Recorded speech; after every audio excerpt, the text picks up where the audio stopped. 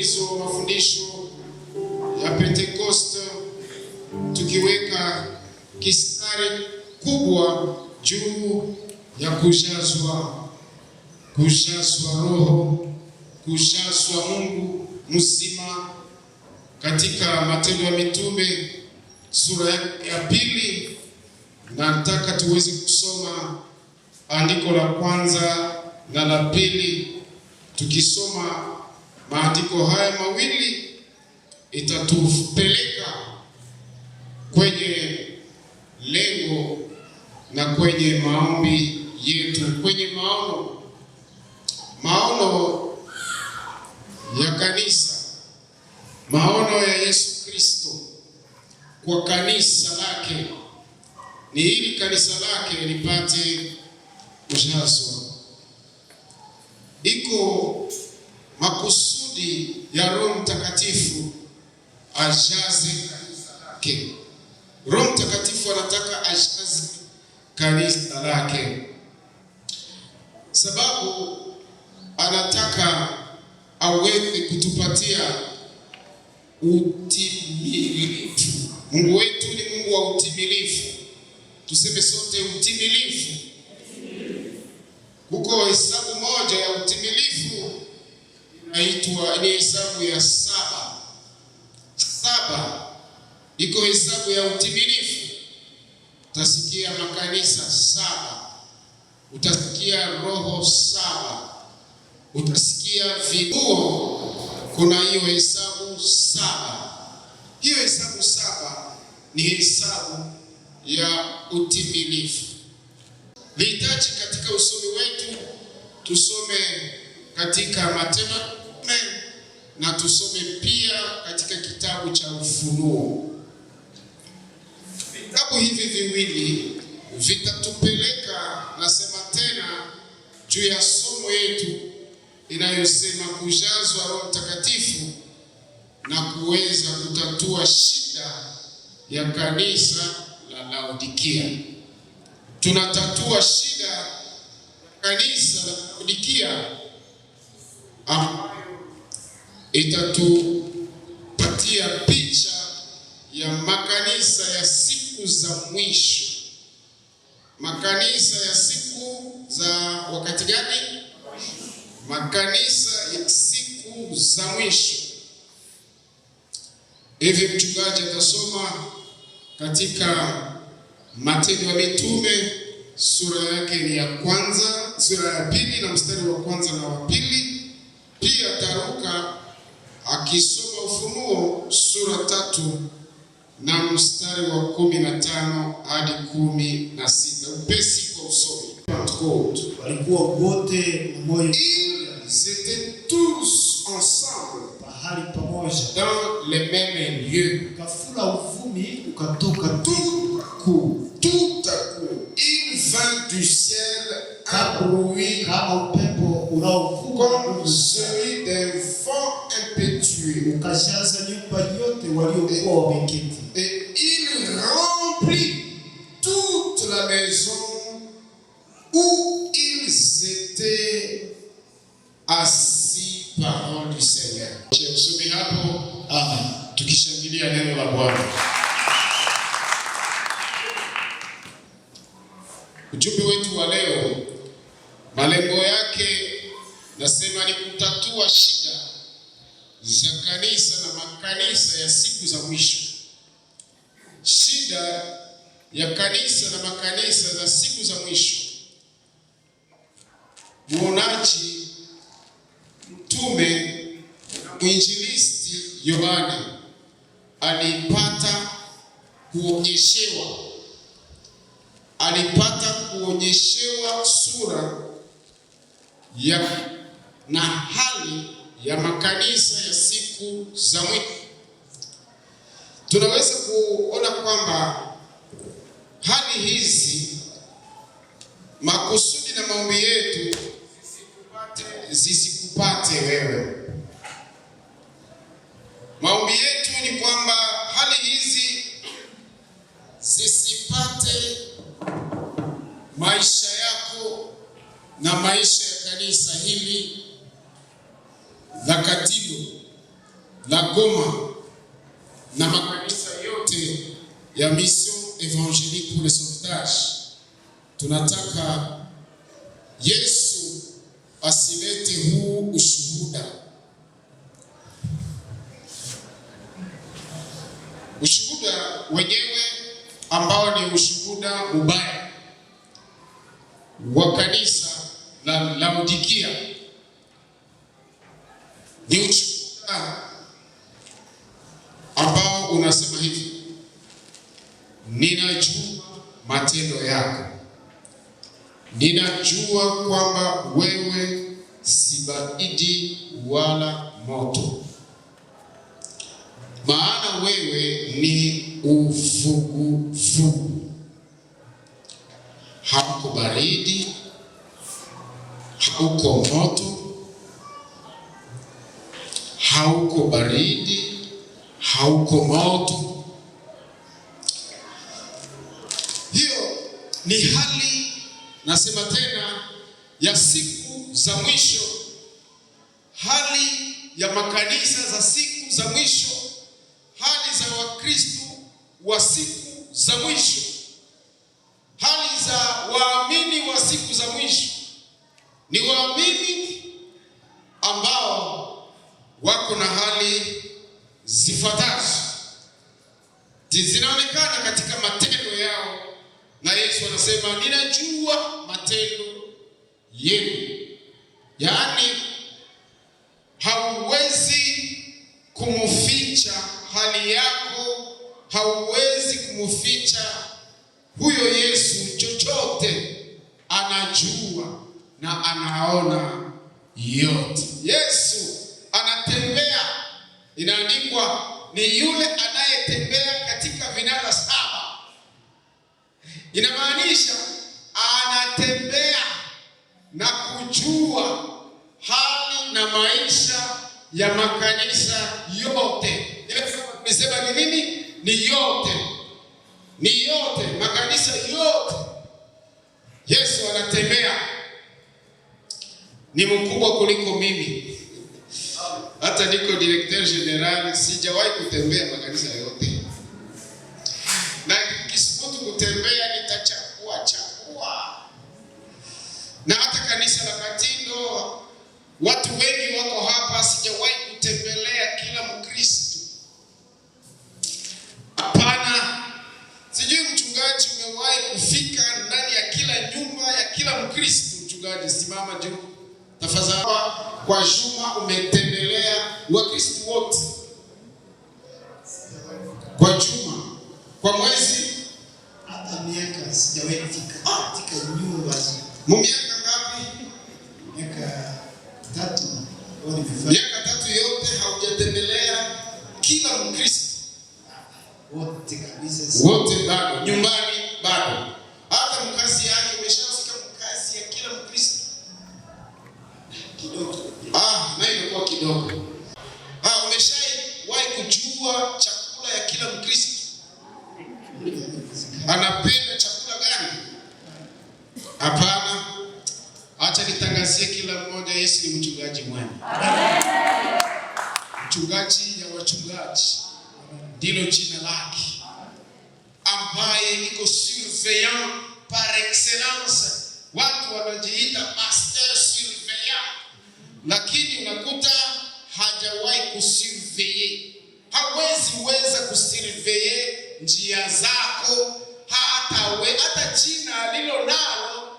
Tutaweza kusema kuna jina, lakini hauna responsabilite ya jina lako.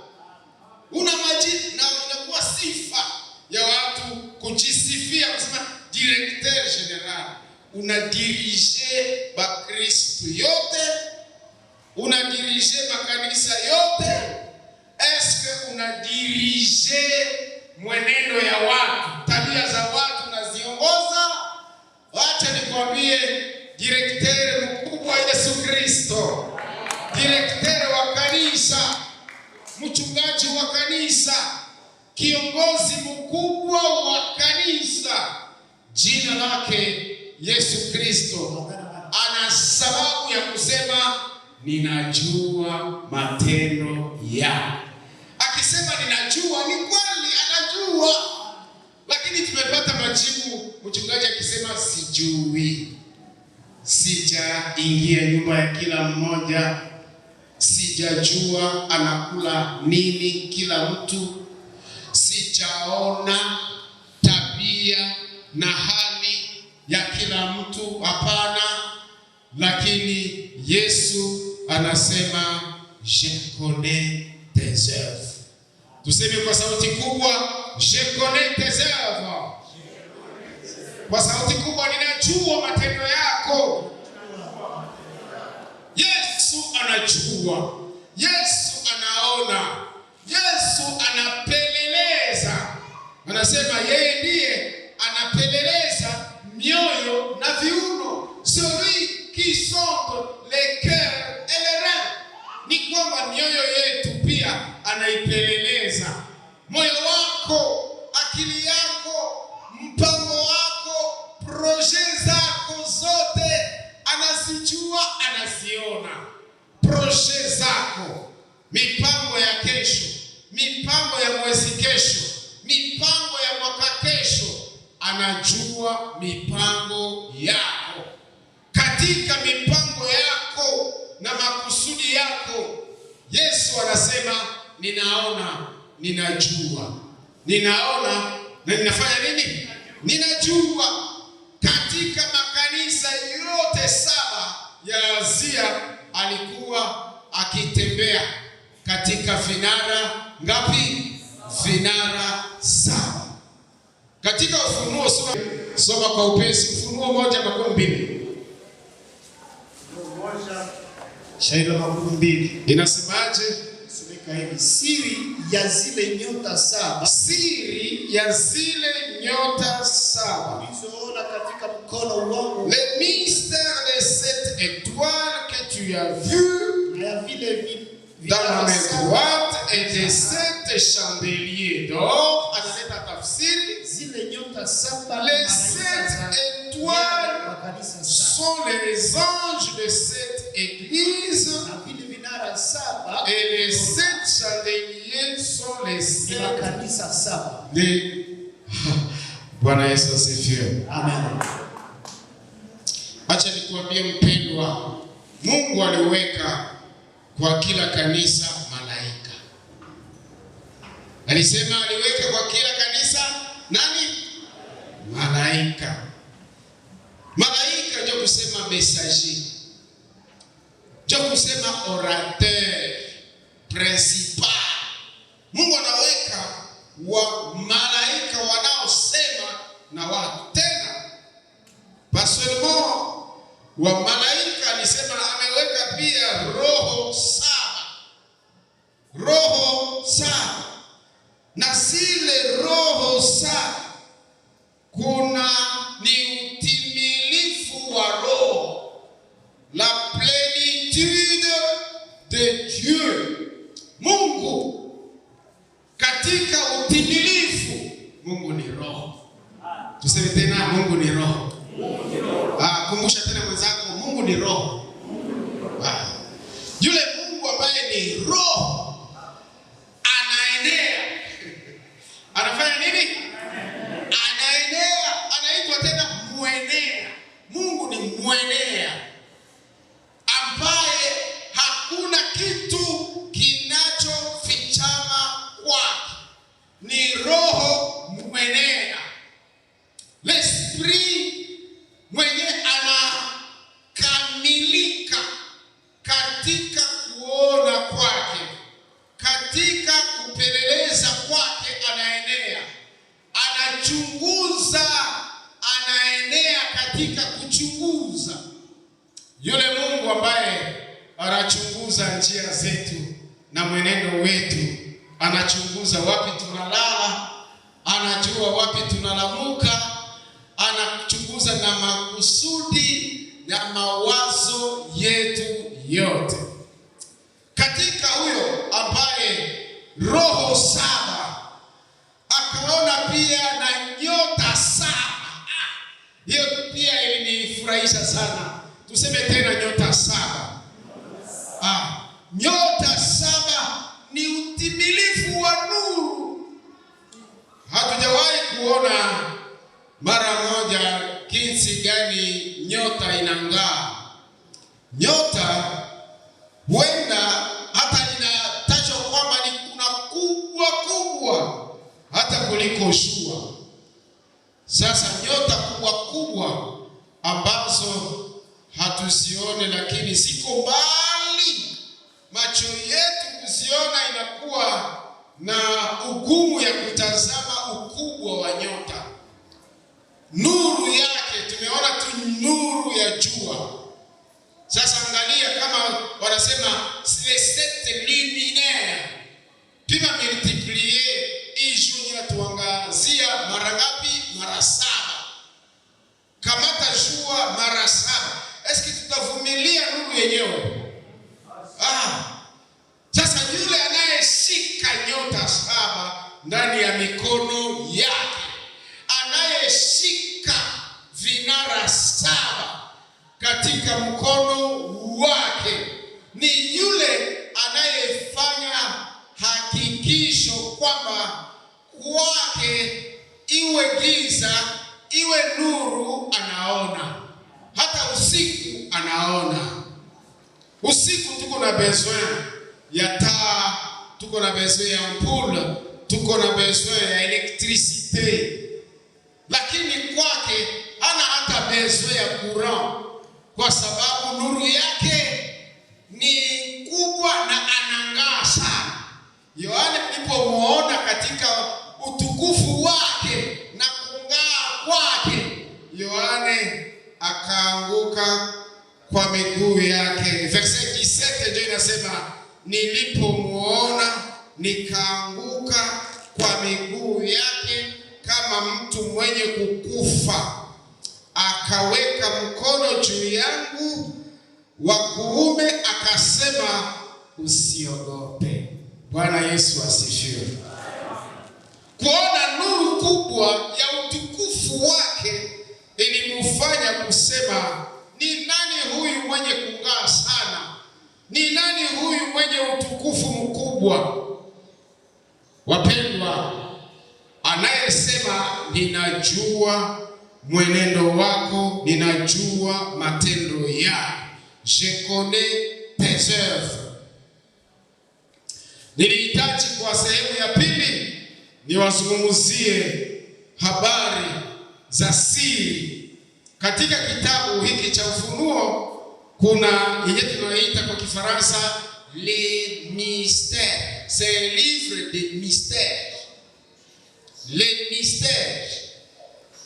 Mkiswahili zinaitwa siri, lakini wakanisa ya Katoliki waliziita fumbo. Les mystères ni mambo yanayofichwa na magumu kuieleza. Ndani yake kuna mystère za kushangaza, siri zinazoshangaza. Katika kitabu cha Ufunuo kuna siri ya yule nyoka, le dragon. Tuseme le dragon kwa sauti kubwa, le dragon. Katika ulimwengu wa giza, katika ulimwengu wa kupotea, Shetani katika ufunuo wake anafunuliwa kama nyoka kubwa, le dragon. Anafunuliwa kama la bête, yule nyama mkali. Shetani anafunuliwa vile kama mwongo mkubwa, diabolo. Shetani anafunuliwa kuwa kwamba ni Babiloni mkubwa, le grand Babylone la grande, kwa sababu ya maendeleo yake, ya uchumi wake mkubwa, lakini pasipo Mungu. Kuna watu wengi wanaendelea lakini pasipo nani? Pasipo Mungu. Kiuchumi wameendelea, kisiasa wameendelea, kielimu wameendelea. Ni kama Babiloni mkubwa, na watu wanastahishabia biashara vyake na wanasema ulishakafika. Lakini kumbe ni Babiloni mkubwa. Nilipata kuona siri nyingine ya huyo shoka ambaye alionekana kama Yezebeli mkubwa, ambaye amewahi kuwashawishi na kujitafutia manabii wengi. Huyo Yezebeli, mwanamke kahaba. Hiyo picha ni picha mbaya ya kanisa. Nasema picha mbaya ya kanisa. Yezebeli na ukahaba wake na manabii wake. Kwa sababu ya misteri hizo zote za kuchafua, za kuharibu, za kushambulia, ambazo tunaziona zikishambulia kanisa la kwanza. Kanisa la kwanza la Matendo ya Mitume lilishambuliwa na wanadini ambao walishambulia Petro, walishambulia Paulo, walishambulia Stefano, walishambulia kanisa, walijipanga. Katikati yao kulikuwa makuhani, katikati yao walienda hata kuungana na wafalme, wakaambatana na wanani? Na wakuu viongozi, hadi wakiona Petro wanamshika, wanamtupa ndani ya gereza. Wakikutana mtu akihubiri, wanamshika, wanamzuia, wanasema usisubutu tena kusema kwa jina la Yesu. Walishambulia, walijipanga kukuwa adui ya utakatifu. Kusema sainteté ilikuwa sababu. Walikuwa wanachukua roho zote za uharibifu, la plenitude de Satan, utimilifu wote wa shetani. Ni drago, ni diabolo, ni nyama mkali, ni kama vile Babiloni mkubwa.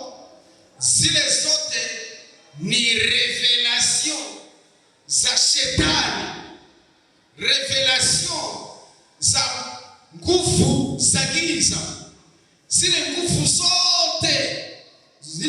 zote kwa niwaambie, ndio sababu ya Pentecoste. Haleluya. Wakati Mungu aliona zile forces zote, akasema mimi watu yangu sitawaacha bure.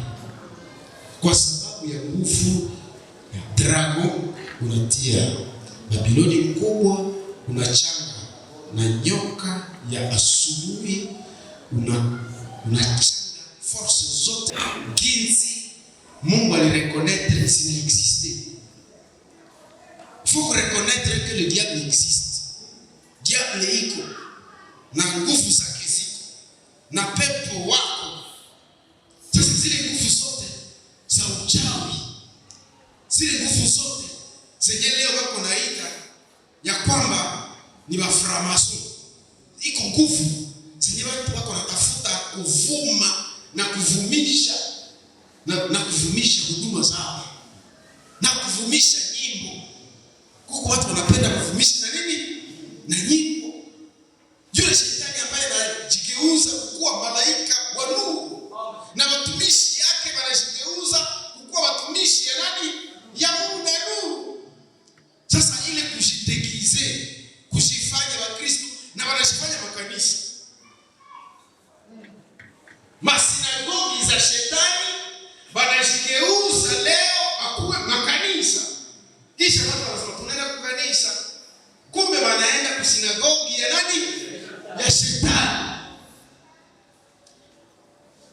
Ukiingia mwile sinagogi, mwile kanisa, unageuka mateka ya shetani. Unaingia mule nguvu za giza. Na huko na waza ni Pentekoste. Ngoja nikutangazie ya kwamba haiko fasi yote ndio unaitwa kwenda abudu. Haiko fasi yote ndio unaitwa kuingia na kuanza shangilia. Haiko fasi yote ndio fasi ya kuingia kusema hapa kuko Biblia niingie pale sababu kuna Biblia. Kwa sababu na wale malaika wa giza na watumishi wa giza nao wana mabiblia. Wamekuwa na mabiblia mikononi mwao ambao wanayatafsiri kwa tamaa zao wenyewe. Akikusomea Biblia ni ili akushawishi kwa njia ya Biblia. Iko watu wengine wanasema kudragea Kikristo. Wakati unasema imeandikwa, na anasema ya nini? Na anasema imeandikwa. Hamujawahi kuona shetani akizungumza na Yesu kisha shetani anasema imefanya nini? Imeandikwa. Alitosha Biblia wapi? Usudi aambie Yesu imeandikwa. Ukijitupa chini, malaika watakuja wanakukumbatia. Katika Zaburi ni verse, haiko verse satanike, ni sainte écriture, lakini mwenye anaitumia, mwenye anaisema, mwenye anasema imeandikwa ni shetani. Na Yesu akasema, na mimi najua imeandikwa. Wakati Yesu anasema imeandikwa, ni kuonyesha kwamba kuna wasomaji wazuri wa Biblia. Kuna wasomaji watakatifu wa Biblia. Kuna Roho Mtakatifu ambaye anatafsiri vizuri maandiko matakatifu. Kwa sababu ya haya yote ilimpendeza Mungu ya kwamba mtapata nguvu wakati Roho anapokuja juu yenu. Pentekoste itakuja kwa kuresiste kwa zile njia zote za ibilisi. Hata shetani atainuka na nguvu zake, Roho Mtakatifu atainuka na nguvu zaidi. Hata shetani atainuka na mbinu zake, mbinu za Roho Mtakatifu ziko juu tena zaidi. Na kwa sababu hii katika Yohana ya kwanza sura 4 alisema msiziamini kila roho. Msifanye nini? Msiziamini kila roho, lakini msharibu roho. Discernez les esprits. Ne croyez pas à tout esprit. Usiamini kila anayesema hili neno la Bwana, asema Bwana. Wengine husema asema Bwana na Mungu hakusema. Na Mungu hakusema nao. Lakini wanasubutu kusema c'est la parole. Ainsi dit la parole. Lakini ukisema c'est la parole, anza fanya discernement. Anza fanya uchunguzi. Bwana Yesu asifiwe. Amen. Na watangazia ya kwamba msiogope le dragon de l'Apocalypse. Usiogope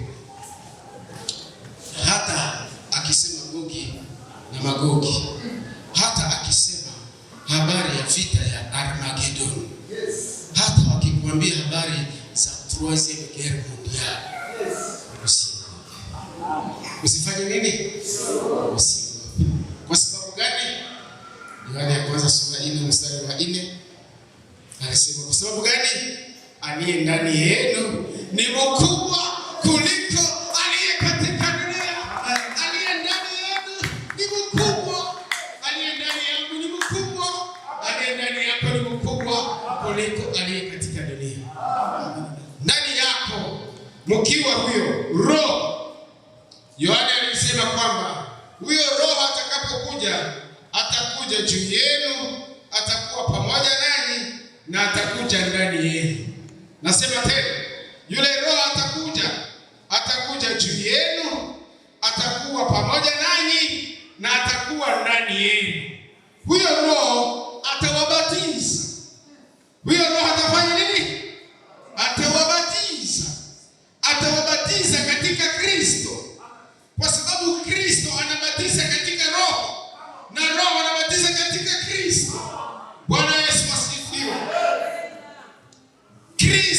baptise dans l'esprit, l'esprit nous baptise en Jésus-Christ. Ili kwamba wewe na Kristo uwe mmoja, ili wewe na Roho muwe mmoja. Ilibidi Pentecost. Pentecost ni ekipema ya watakatifu. Amen. Nasema kuekipe watakatifu. To equip. Ni kwamba anakuja pamoja na vifaa. Tuseme vifaa. Kwa sauti kubwa, vifaa. Kuna vifaa vya kupea aliyeokolewa, aliyetakaswa, aliyesamehewa, anahitaji vifaa. Kwa sauti kubwa sema vifaa. J'ai besoin d'être équipé par Dieu. Bakristo wanahitaji bakuwe ekipe sababu ya mazingira mabaya ya leo, na kwa sababu ya ulimwengu wa sasa unaoharibika, na kwa sababu ya pepo nyingi zilizo katika dunia, na kwa sababu ya shetani na siri zake na hila zake. Wakristo wanahitaji kukua ekipe. Hapana Wakristo desarme, lakini Wakristo bien arme. Hapana Wakristo vide, lakini Wakristo rempli. Nahitaji kukua Mkristo anayejazwa, anajaa Mungu, anajaa Roho, anajaa Yesu, anajaa upendo, anajaa furaha, anajaa salama, anajaa utuwema, nahitaji kujazwa. Sema kwa sauti kubwa, ninahitaji kujazwa. Sihitaji kuwa maskini kiroho, hapana. Sihitaji kukua mufu, nahitaji kukua hai. Sihitaji kukua na espace libre yenye shetani naye anaweza kuja kukaa pale. Musimpe shetani nafasi, lakini mjazwe Roho. Na msilewe kwa mvinyo, lakini mjazwe Roho. Sina mazoea ya kuvuta kabangi kidogo kusudi nihubiri mzuri. Sina mazoea ya kukonsulte Satan, ya kukonsulte ulimwengu wa giza kusudi nipate onction. Sina mazoea ya kuenda kuframasonerie kusudi nikuwe na grande reputation. No. Sina mazoea. Katika ulimwengu wa giza hakuna msaada kwa kanisa. Kanisa msaada wake ni Roho Mtakatifu. Roho Mtakatifu. Tuseme tena Roho Mtakatifu. Roho Mtakatifu. Mnajua kwa nini anaitwa Roho Mtakatifu? Yuko tofauti na pepo mchafu. Nasema yuko tofauti na nani? Na pepo mchafu. Anaitwa Roho Mtakatifu. Zingine zinaitwa roho mchafu, pepo mchafu. Zinakaa pahali pachafu. Na Roho anakaa pahali patakatifu kwa sababu yeye ni mtakatifu.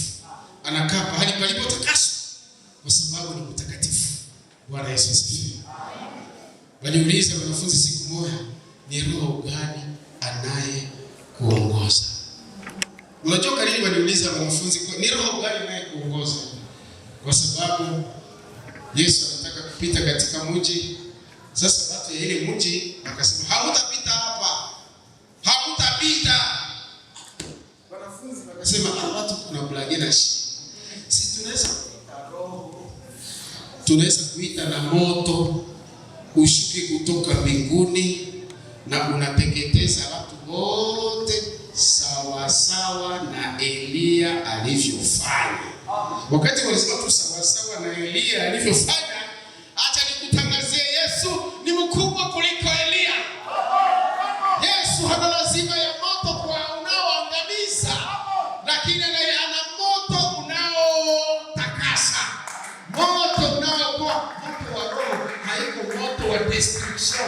C'est le feu de vie, c'est le feu de la transformation, c'est le feu de la sainteté, c'est le feu de Dieu. Bwana Yesu asifiwe.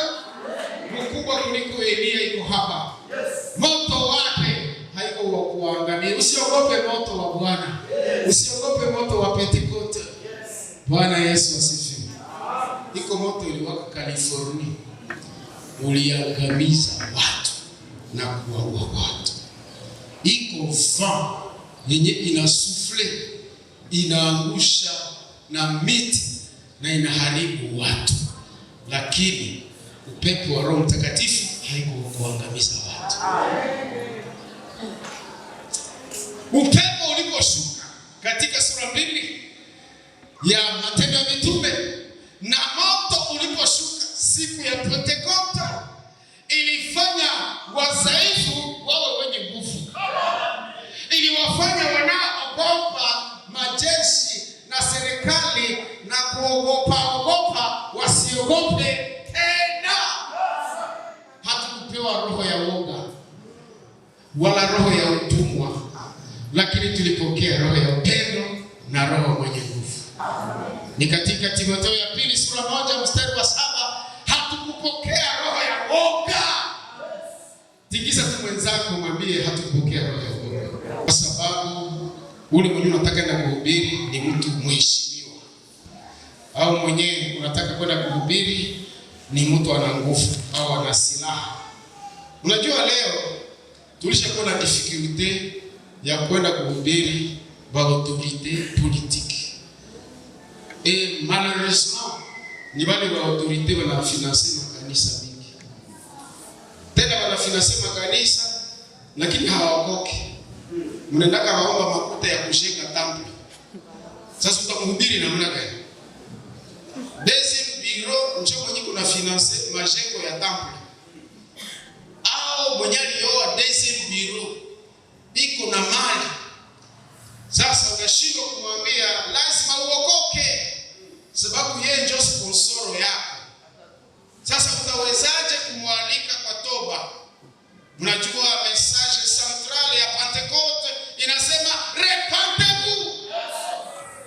Message central ya Saint-Esprit, repentez-vous. Message central ya Église remplie de l'Esprit. Kanisa yenye kujaza Roho Mtakatifu inasema na watu wote, hata wakubwa, hata wenye nguvu, hata wenye silaha, inasema tubuni, tubuni kwa sababu ufalme umekuja. Ya pili, tubuni kwa sababu Yesu amekufa na kufufuka na amechukua dhambi. Repentez-vous, tubuni kwa sababu dhambi zenu na maovu yenu damu ya Yesu imeiondoa.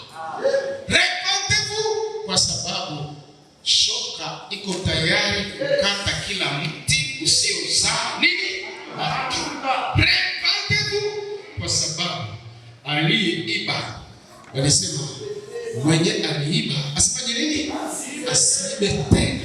Lakini Bakristo wenye waliingia mhekalu wakabatizwa na wako naiba na wanaendelea kuiba apres baptême. Alikuwa mwizi mbele ya amini na anaendelea kuwa mwizi apres imani. Ule muamini umwambie repentez-toi. Ndio ule muamini fanya nini? Tubu, kwa sababu hii ni imani ya uongo ambayo haina mabadiliko. Ni roho gani mtu mwenye kusema kwa lugha lakini tena utamsikia wamemgonga mimba ya mbaraka? Mwenye alisema kwa lugha, mwenye alisema kwa lugha, lakini prostitution ya wenyewe na parler à langue inaexiste makanisa ya siku za mwisho. Makanisa ya siku za mwisho inaingia ndani watu wa kuonyeshewa, lakini unakuta prophetess alishabeba mimba ya pasteur na prophet anabebesha prophetess mimba na haiko bibi yake.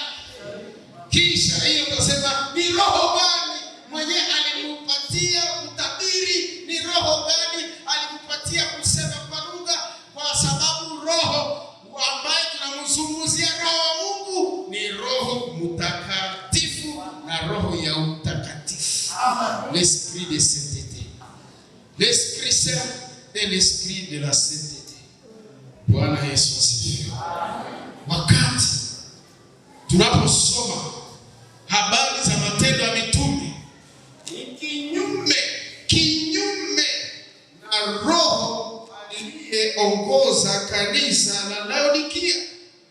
Huyo roho wa kanisa la Laodikia ambaye sio roho wa Mungu, wanamtaja hivi kwa sababu wewe si baridi wala moto. Parce que tu es tiède et que tu n'es ni froid ni bouillant. Matokeo ni kwamba nitakutapika. Je te vomirai de ma bouche. Je te vomirai. Nitakutapika toka kinywa changu. Watatapika mtu gani? Aina gani ya mtu atatapikwa? Ni mtu mwenye kukanisa iko suja na mubara iko suja. Iko suja kusema kwa lugha na kusema uongo iko suja. Iko suja kutoa sadaka. Iko tena suja na kuiba, mukazi yake ni mwizi. Mnamuiba na muaveki. Mkimpatia mseme hii ni makuta ya Nikilima, basi hakuna bahati. Kwa sababu mlimpatia kuweka hasina ni par confiance. Mnafikiri walipatia kesi Yuda Iskariota, c'était par quoi? C'était par confiance. Utachunga kesi ya mwalimu, utachunga kesi ya shirika letu, utachunga kesi. Kumbe mumepatia mwenye atachunga kesi ni nani? Yuda Iskariota ndio kesi. Ndio diakre mkubwa, ndio presida ya diakoni. Sasa ule presida ya diakoni, Biblia inasema alikuwa naiba kidogo kidogo. Alikuwa nagusa kidogo kidogo. Mnaitaka nini mulingana? Ndambo. Kisha anajenga nyumba yake au ananunua voiture ya Dixon. Kisha mtamani sema mengine na kunaendelea. Lakini haujui anaendelea kwa njia gani. Usitamani maendeleo ya mtu mwenye haujui anaendeleaje. Mkristo iko naendelea, haujui alitosha pesa wapi. Wewe tu utasema alibarikiwa. Wewe tu utasema basi Mungu alimuonekania. Mungu gani? Baraka gani? Kuna mtu mwingine alisema na mimi hivyo nibarikiwe. Mkanisa, unajua jina lake? Jina lake Anania. Mwingine alisema sitakuwa nafuata profete na sibarikiwe. Naye ndugu alisema tusikusahau kumtaja leo. Ukoma ulimupata sababu alitafuta baraka za wizi. Jina lake nani? Gehazi. Alisema nitakuwa nafuata profete kila siku kisha na mposhe yangu na hakuna kitu. Tena tumepata na mtu wa mali mwenye tayari kutoa mali kwa profeti. Analeta na lengo doro sababu alikuwa mkoma akasafishwa. Sasa sadaka za shukrani zilipokuja, mwanadamu hizi na sadaka inaweza kuwa sababu ya fujo mkanisa. Mtu analeta moja ya 10 ya $10,000. Kisha wanasema msitume kwa direction. Pastor atasema nini? Hii 2,000 yote, swali ni hii 2,000 yote tuitume vraiment. Basi hapa hakuna mahitaji. Siku moja ilifika quelque part mkanisa moja stahitaji. Mndegea mkaingia 2,000. Basi baadaye wakaanza ngoma. Sababu ya nini? Sababu ya baraka. Sababu ya baraka na wengine hawakuyaki tena kwa kanisa. Kazi anapata kazi. Wakati alitafuta kazi alikuwa suja. Wakati anapata kazi anasema vya kutafuta mkanisa amefanya nini? Vinaishi. Alitafuta Bwana na Mungu akampa Bwana. Apre kupata Bwana ukaenda wapi? Apre kupata kazi ukaenda wapi? Apre kupona ulienda wapi? Lakini naamini kwamba Roho Mtakatifu aliongoza watu waliopona wakakuja kwa Yesu kumpa utukufu. Bwana Yesu asifiwe. Roho aliongoza na wale waliobarikiwa wakuje tena kwa maombi walete shukrani. Kuna watu waliongezeka mkanisa, miujiza ilipofanyika inayoambatana na imani. ilipofanyika, kanisa likaongezeka 3,000, 5,000, 6,000, 7,000, maelfu na maelfu wakaokolewa kulingana na utendaji na Roho Mtakatifu ambaye aliokoa na kubariki na kufanya miujiza. Because ni siku kubwa ya mavuno inayotokana na kazi za Roho Mtakatifu. Ninaamini kazi za Roho Mtakatifu tutaziona na macho yetu. Kazi ya kwanza ya utendaji wa Pentecost ni repentance, ni wokovu ya watu wengi. Watu wengine wanajua tu kazi ya kwanza ya Roho Mtakatifu ni kusema kwa lugha. Kazi ya kwanza ya Roho Mtakatifu ni viwete kutembea. Kazi ya kwanza ya Roho Mtakatifu ni maskini kupata mali. Kazi ya kwanza ya Roho Mtakatifu, acha nikwambie, kazi ya kwanza ya Roho Mtakatifu ni toba. Ni nini? Ni watu kugeuka kutoka njia zao mbaya na kutoka miungu kugeukia Mungu aliye hai. Wanageuka toka masinagogi za shetani, wanaingia katika kanisa la Mungu lililo hai. Unaweza kutoka masinagogi za mashetani, watu wanaojitaja kwamba ni makanisa ya Mungu, lakini wakichanganya maisha ya kanisa na ulimwengu huu wa sasa. Iko melange ya iglesi na monde. Iko mwimbaji mmoja aliimba wimbo, alisema j'ai vu le monde dans l'église et j'ai vu l'église dans le monde. Alisema jina nishangaza, ni kuona kanisa ndani ya dunia na ninaona dunia ndani ya kanisa. Sasa kama dunia imeingia ndani ya kanisa na sisteme ya dunia na sisteme politiki zimeingia ndani ya makanisa na sisteme ya kuchagua mapasteri, wanafanya kampani kwa uimbaji, wanawahusia vyombo kusudi wachaguliwe kuwa wazee ya kanisa. Na nyinyi mnasema mjani tumhusia vyombo, antuka tuwezi kosa kuchagua. Kisha mnamchagua sio kwa sababu ya kuimarika kiroho na kuwabariki kiroho, lakini ni kwa sababu ya gitari. Aliuza gitari. Na kwa sababu ya gitari nyali tuletea, antukaifo tunampitisha. Kampanya inafanyika hata ya kutafuta barepresentali huko. Mpaka leo kuna kanisa ziko na fujo sababu ya kampanya ya kuchagua un representant legal. Basi na wengine wanakufa na wengine wanakuja sumu. Kanisa la Laodikia, tafsiri ya kusema Laodikia ni uongozi ya watu. Uongozi ya watu. Laos iko peuple, Dikaios iko uongozi. Ni kama vile tunazoea kusema demokrasi. Iko uongozi.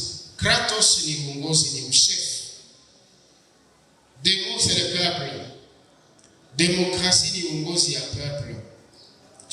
Lakini tunahitaji theokrasi. Tunahitaji uongozi ya Mungu ndani ya kanisa.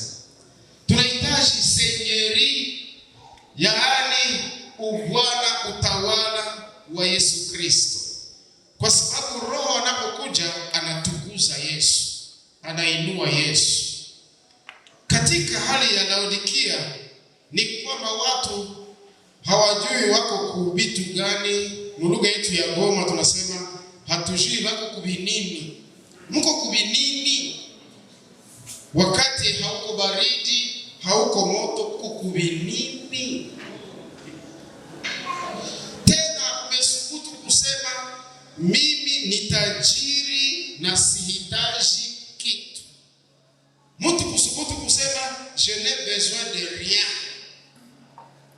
Yesu alipoingia katika kanisa hili akasema haujui ya kwamba wewe ni maskini, haujui ya kwamba wewe ni kipofu, haujui ya kwamba wewe ni miserable, haujui ya kwamba wewe ni uchi kiroho.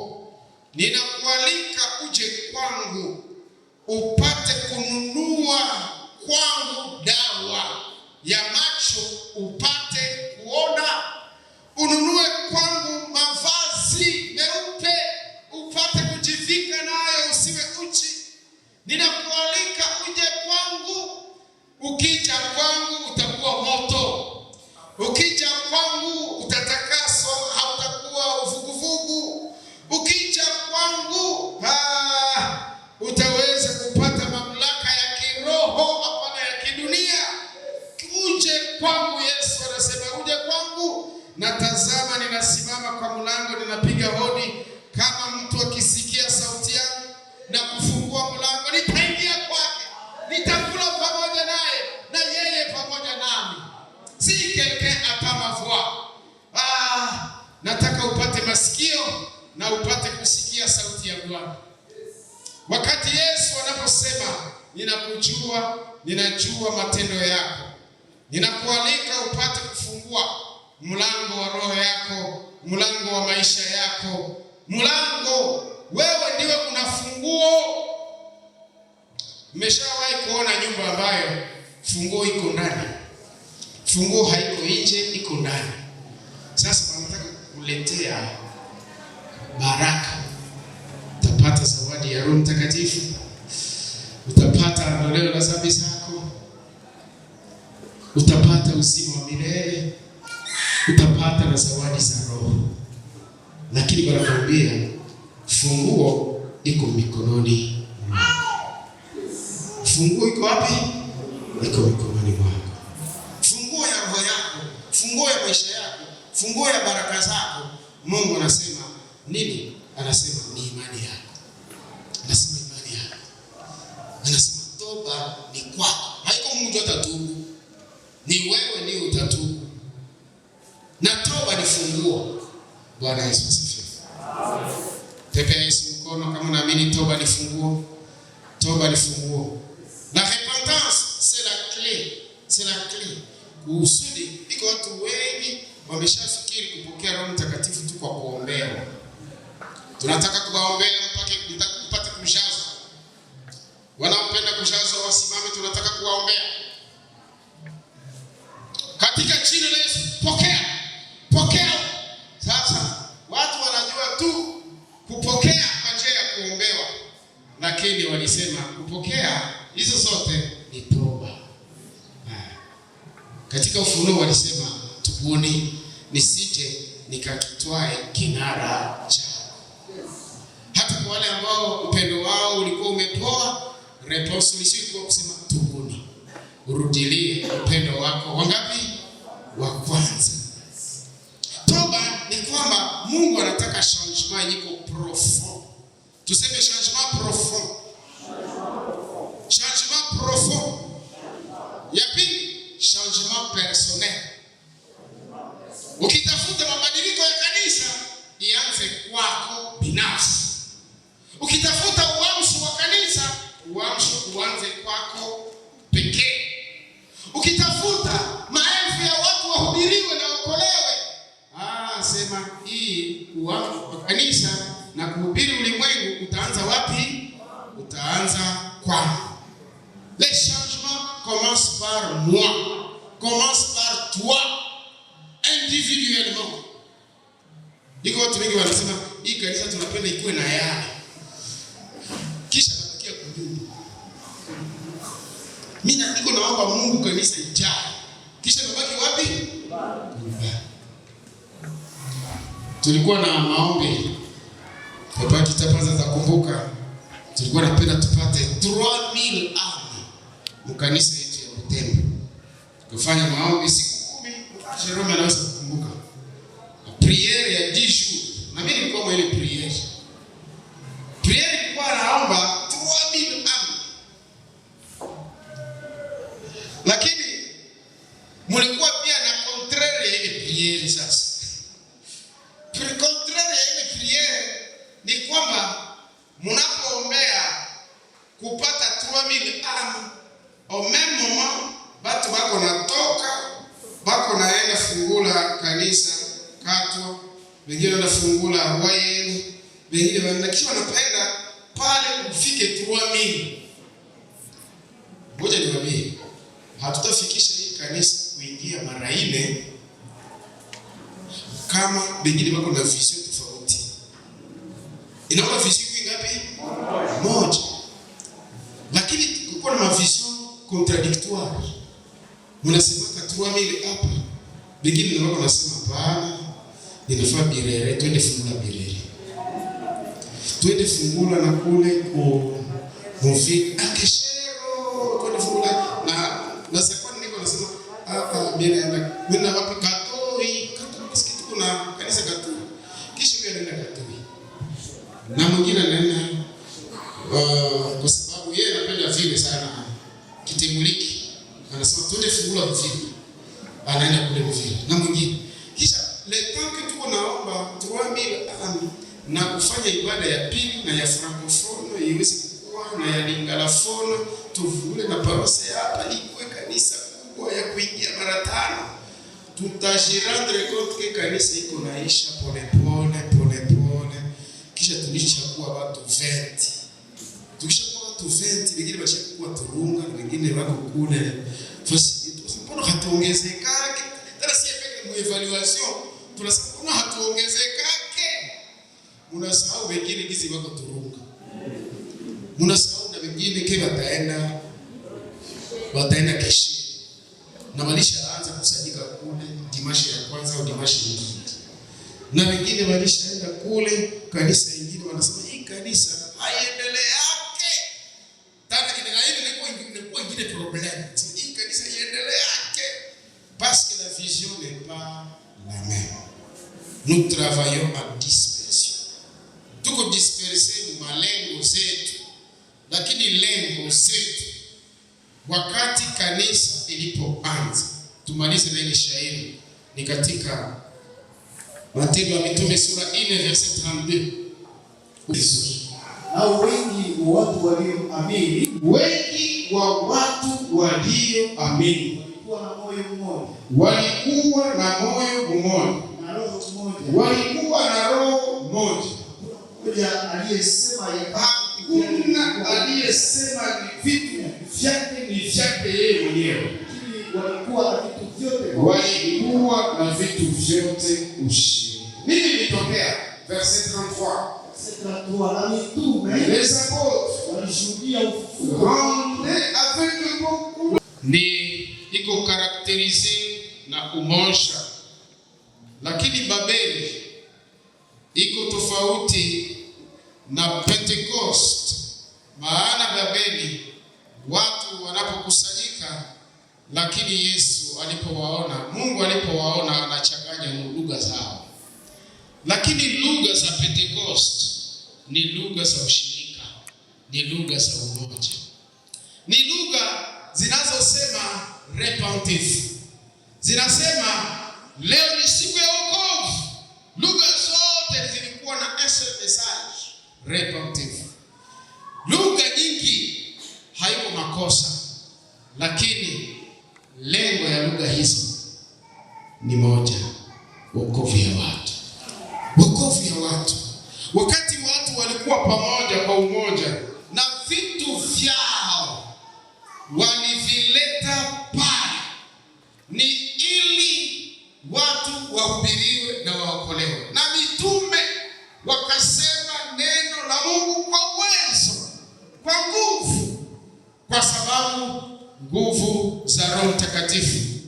Sikiliza vizuri, ni nguvu za mitume, lakini pia ni nguvu za kanisa. Nguvu za Roho ni nguvu za mitume, c'est la puissance, c'est l'esprit des apôtres, c'est aussi l'esprit de l'église.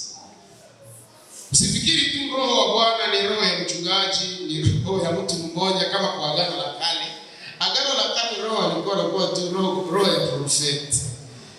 Lakini katika Agano Jipya Roho Mtakatifu alishuka hata juu ya wanawake.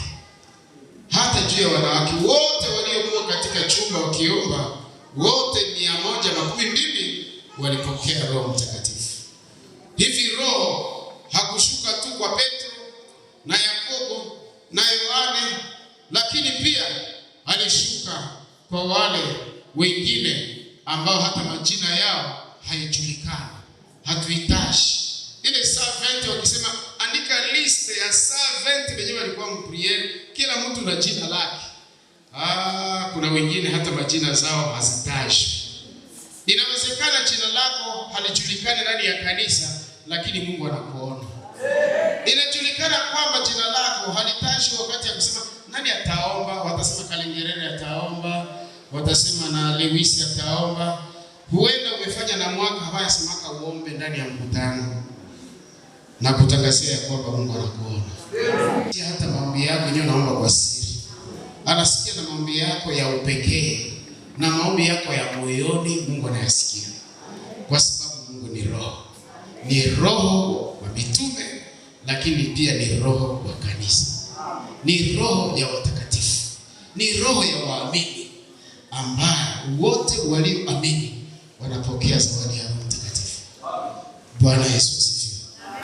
Na walikuwa pamoja kwa umoja, pamoja kwa sauti kubwa, pamoja kwa umoja.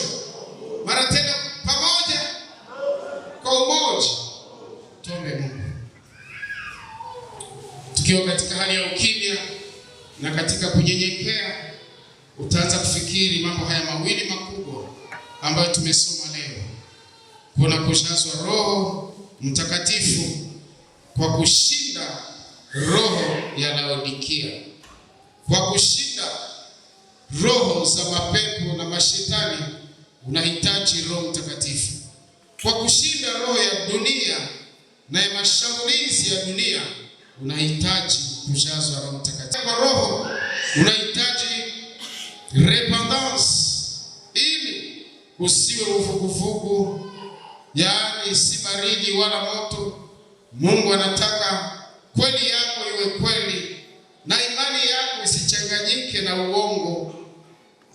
Unaweza kusema ndio Bwana, niko hapa kwa sababu roho wako iko hapa.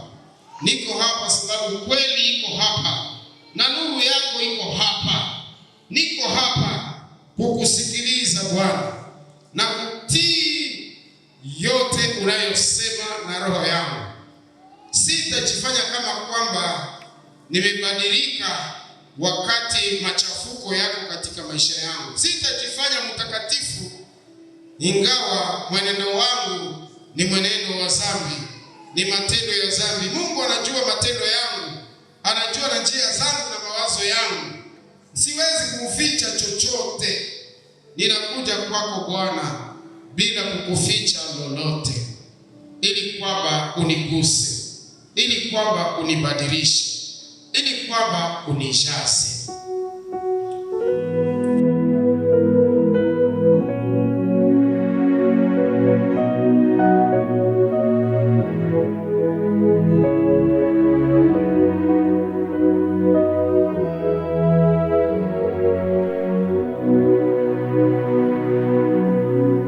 I've got joy, I've got joy. It's the Holy Ghost responsible. I've got joy in my inner man. I've got joy. I've got joy, so much joy. It's the Holy Ghost responsible.